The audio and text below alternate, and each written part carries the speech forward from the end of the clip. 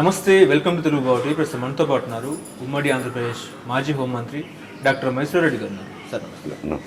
Sir, AP Telangana దేశవ్యాప్తంగా ఒక చర్చ ఏంటంటే ఉత్తర భారతదేశం, దక్షిణ భారతదేశం మధ్యలో డీలిమిటేషన్. ఈ డీలిమిటేషన్ ప్రోగ్రాం ముఖ్యంగా తమిళనాడు ముఖ్యమంత్రి స్టాలిన్ ఆధ్వర్యంలో ఆల్ పార్టీ మీటింగ్ చేసి భేటీ అయింది. దానికి తెలంగాణ రాష్ట్ర ముఖ్యమంత్రిగా రేవంత్ రెడ్డి హాజరైనారు. అదేవిధంగా బీఆర్ఎస్ వర్కింగ్ ప్రెసిడెంట్ కేటీఆర్ హాజరైనారు. కానీ ఏపీకి సంబంధించింది ముఖ్యమంత్రి కానీ లేకపోతే డిప్యూటీ సీఎం కానీ ప్రతిపక్ష నాయకుడు జగన్మోహన్ రెడ్డి కూడా వెళ్ళని పరిస్థితి. అంటే అసలు ఏం జరుగుతుంది, ఎందుకు వాళ్ళు జేఏసీ మీటింగ్ పెట్టుకున్నారు, ఏంటి సార్ డీలిమిటేషన్? ఇప్పుడు డీలిమిటేషన్ అనేది జనాభా ప్రాతిపదికన డీలిమిటేషన్ చేస్తారనేది కొంత వార్తలు వచ్చినాయి. అంటే దాని మీద ఏం నిర్ణయం తీసుకోలేదు. ఎందుకంటే బీజేపీ నాయకులు కూడా చెప్తున్నారు, నిన్నేమే తీసుకోకుంటే మీరంతా విమర్శలు చేస్తున్నారని వాళ్ళు అంటున్నారు. వాళ్ళు ఏదో ఒక ఆలోచన ఉన్నది, ఆ ఆలోచన బయటకు వచ్చింది. ఆ ఆలోచన సరళను బట్టి స్టాలిన్ ఫస్ట్ వ్యతిరేకించారు. ఈ జనాభా ప్రాతిపదికన డీలిమిటేషన్ చేస్తే మాకు సీట్లు తగ్గిపోతాయి అని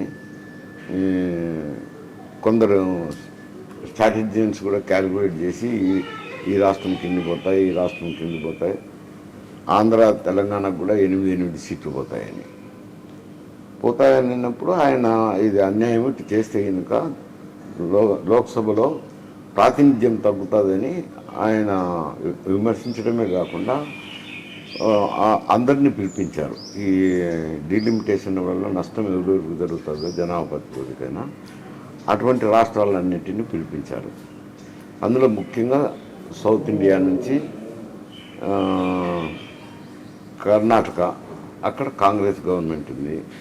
వాళ్ళు ఒక లైన్ తీసుకున్నారు, ఈ డీలిమిటేషను జనాభా ప్రాతిపదికన చేస్తే దక్షిణ దేశానికి నష్టం జరుగుతుంది అనేది ఒక స్టాండ్ తీసుకున్నారు కాంగ్రెస్ పార్టీ. అందువల్ల కర్ణాటక ముఖ్యమంత్రి అటెండ్ కాకుండా ఉప ముఖ్యమంత్రి అటెండ్ అయ్యారు. ఇక్కడేమో తెలంగాణ వచ్చేసరికి ఈడ కూడా కాంగ్రెస్ పార్టీ ఉంది కాబట్టి కాంగ్రెస్ పార్టీ తరఫున ముఖ్యమంత్రి, పిసిసి అధ్యక్షులు వాళ్ళంతా పాల్గొన్నారు. బీఆర్ఎస్ కూడా జనాభా ప్రాతిపదికన చేస్తే నష్టం జరుగుతుందని మొదటి నుంచి విమర్శించుతున్నారు. అందువల్ల బీఆర్ఎస్ కూడా అటెండ్ అయింది. అన్ని పార్టీలను పిలిచారు కదా. ఇక్కడ ఒరిస్సా నుంచి వర్చువల్గా పాల్గొన్నాడు పట్నాయక్ గారు.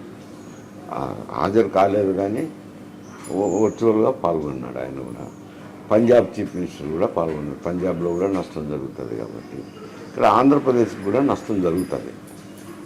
కేరళ వాళ్ళు కూడా అటెండ్ అయినారు, నష్టం జరుగుతుంది కాబట్టి. ఆంధ్రప్రదేశ్ హాజరు కాలేదు, ఎవరు కాలేదు అని ఒక విమర్శ అయితే ఉంది. విమర్శ ఉన్నప్పుడు ఎట్టుంటుందంటే, ఒక పార్టీలో ఉన్నప్పుడు ఒక వ్యక్తి ఆ పార్టీ రూలింగ్లో ఉన్నప్పుడు ఒకవేళ ఒక శాసనసభ్యుడికి ఇది బాగలేదు, మంచి పద్ధతి కాదు, పార్టీకి చెడ్డ పేరు వస్తుందని అభిప్రాయం ఉన్నప్పుడు అతను పత్రికలకు ఎక్కి విమర్శించితే ఏమంటారు అంటే కనుక పార్టీ ఉల్లంఘన కిందకి వస్తుంది. అందుకని దానికి ఫోరమ్స్ ఉంటాయి. ఇది పిసిసి ఒక ఫోరము, తర్వాత చీఫ్ మినిస్టర్ ఆఫీస్ ఉంటుంది. అక్కడికి వెళ్ళి చీఫ్ మినిస్టర్తో తన అభిప్రాయం చెప్పచ్చు, పార్టీ ప్రెసిడెంట్ కలిసి తన అభిప్రాయం చెప్పచ్చు. దీనివల్ల పార్టీకి నష్టం జరుగుతుంది, ఈ విధంగా జరుగుతుంది, ఇటు జరుగుతుంది అని చెప్పేదానికి అవకాశం ఉంది. ఎందుకంటే అధికారంలో ఉన్న పార్టీలో శాసనసభ్యుడు కాబట్టి. అలాగే కూటమి ధర్మం అని ఉంటుంది.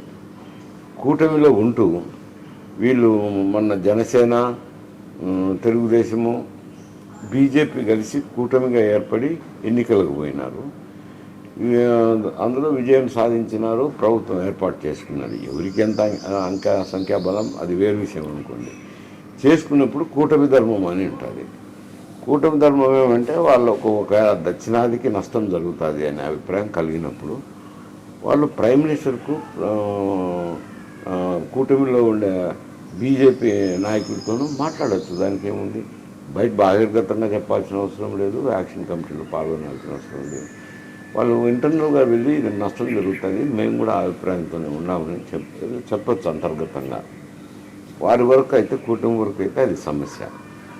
జగన్మోహన్ రెడ్డి అంటే ఆయన కూటమిలో లేడు.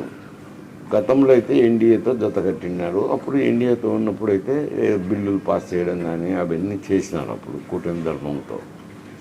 ఇప్పుడు కూటమిలో లేడు కాబట్టి ఆయన హాజరు కావాల్సింది కాకుండా ఒక ఉత్తరం రాసినారు ప్రధానమంత్రికి. దీనివల్ల నష్టం జరుగుతుందని ఉత్తరం రాసినారు. కొంచెం ఆయనకుండే ఇబ్బందులు ఆయనకుండే, ఎందుకంటే కేసులు ఒకటి ఉన్నాయి.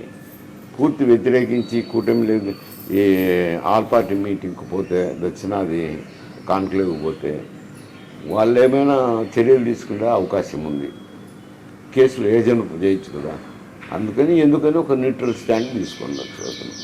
అందువల్ల అటు వాళ్ళు కూటమి ధర్మంలో వాళ్ళు వెళ్ళలేదు, ఇతను ఈ కేసులు అన్నీ ఉన్నాయి కాబట్టి ఈయన వెళ్ళలేదు. అంటే కర్రా విరగకూడదు, పాము చావకూడదు అంటారు. అంటే నేను కర్రా విరగకూడదు, పాము సాగకూడదు అని నేను ఎందుకంటే కూటమిలో ఉన్నప్పుడు వాళ్ళు చెప్పచ్చు కదా, ఇది మాకు దక్షిణ దేశానికి నష్టం జరుగుతుంది అనేది వాళ్ళు చెప్పేదానికి అవకాశం ఉంది. కాబట్టి కూటమిలో ఉన్నారు కాబట్టి చెప్పేదానికి అవకాశం ఉంది కదా. ఈ మీటింగ్లోనే పోయి వ్యతిరేకిస్తామని చెప్పాల్సిన అవసరం లేదు.